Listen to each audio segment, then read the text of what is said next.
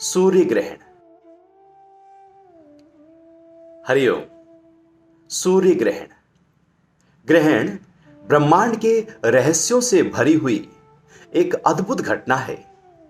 ईसा से 4000 वर्ष पूर्व अत्रि मुनि ने सबसे पहले ग्रहण के ज्ञान को बताया था। उसके बाद आर्यभट्ट ने 5वीं शताब्दी में इसकी वैज्ञानिक व्याख्या दी थी। पृथ्वी सूर्य की परिक्रमा करती रहती है और चंद्रमा पृथ्वी के चारों ओर घूमता रहता है। घूमते घूमते जब पृथ्वी और चंद्रमा के बीच सूर्य आ जाता है तब चंद्र ग्रहण लगता है, और जब सूर्य और पृथ्वी के बीच में चंद्रमा आ जाता है तब सूर्य ग्रहण होता है। सूर्य ग्रहण अमावस्या और चंद्र ग्रहण पूर्णिमा के दिन लगता है। यह ग्रहण छोटे रूप में या पूर्ण दोनों हो सकते हैं। पुराणों में एक कथा आती है कि जब दैत्यों ने तीनों लोक पर अपना अधिकार कर लिया तब देवताओं ने भगवान विष्णु से मदद मांगी। तब भगवान विष्णु ने कहा, हे देवगण, आप दैत्यों के साथ मिलकर क्षीर सागर में समुद्र का मंथन करें और मंथन से जो अमृत निकलेगा उसका सेवन करें, पर ध्यान रखना असुर अमृत को ना पीने पाए। जब समुद्र मंथन से अमृत निकला तब उसको लेकर देवता और असुरों में लड़ाई हो गई। तब भगवान विष्णु ने स्त्री का मोहिनी रूप बनाकर एक लाइन में देवता और दूसरी लाइन में दैत्यों को बैठा दिया कि बारी बारी से सबको अमृत मिलेगा। ऐसे में एक असुर देवता के बीच में जाकर बैठ गया और अमृत पान के लिए अपना इंतजार करने लगा। लेकिन चंद्र और सूर्य ने उसे पहचान लिया और भगवान विष्णु को बता दिया।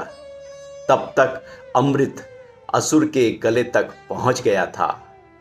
अब भगवान विष्णु ने अपने सुदर्शन चक्र से असुर के धड़ को सिर से अलग कर दिया। हालांकि अमृत गले से नीचे नहीं उतरा था, लेकिन उसका सिर अमर हो गया। सिर राहु बना और धड़ केतु के रूप में अमर हो गया। लेकिन राहु और केतु की चंद्र और सूर्य से दुश्मनी हो गई। बाद में राहु और केतु को चंद्रमा और पृथ्वी की छाया के नीचे स्थान मिला। उस समय से राहु और केतु सूर्य और चंद्र से द्वेष की भावना रखते हैं, जिसको ग्रहण कहते हैं। ग्रहण काल अशुभ माना जाता है। सूरज के ढक जाने से वातावरण में बैक्टीरिया और कीटाणु बढ़ जाते हैं और वो बैक्टीरिया घर, कपड़े, शरीर, खाने की चीजें, जल, मूर्ति आदि सभी जगहों पर इकट्ठा होकर उनको अशुद्ध कर देते हैं। इसलिए ग्रहण के बाद इन सभी को साफ और शुद्ध कर दिया जाता है। इसलिए बासी खाना ग्रहण के बाद नहीं खाया जाता। हाँ, इस दौरान खाने की चीजों जैसे दूध, सूखे अनाज, इन सब में कुशा या तुलसी दल रखकर बैक्टीरिया से बचाव किया जाता है। बाद में कुशा और तुलसी दल को निकाल दिया जाता है।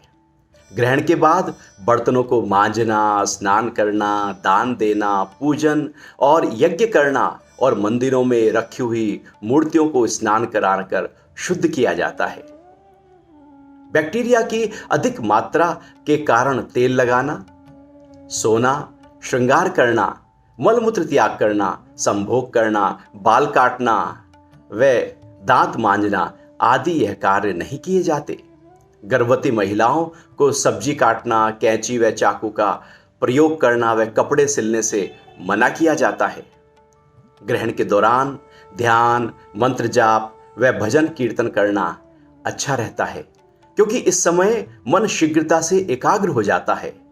असलियत में ग्रहण एक ब्रह्मांडीय संयोग है, इसलिए इसके प्रति हमारे भीतर भय नहीं अपितु सम्मान का भाव होना चाहिए।